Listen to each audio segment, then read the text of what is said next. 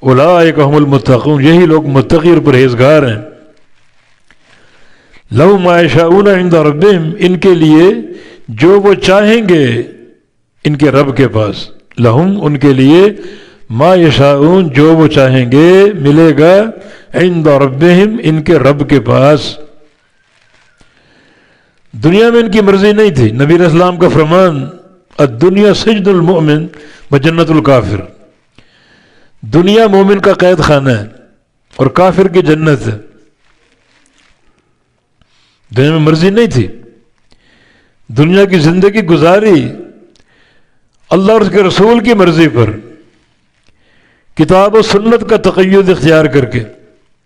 اب جب قیامت قائم ہو کہ جنت میں داخل ہو گئے، اب کوئی مجبوری نہیں اور کسی قسم کی کوئی پابندی نہیں ہے، بلکہ آزادی، جو چاہیں گے ملے گا۔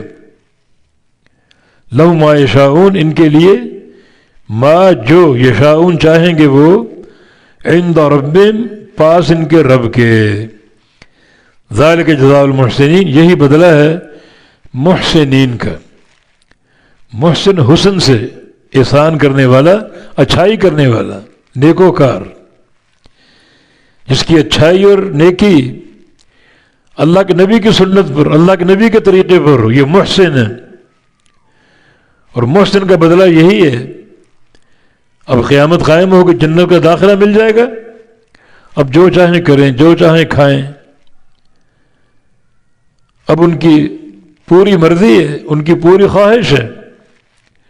دنیا میں خواہش نہیں تھی،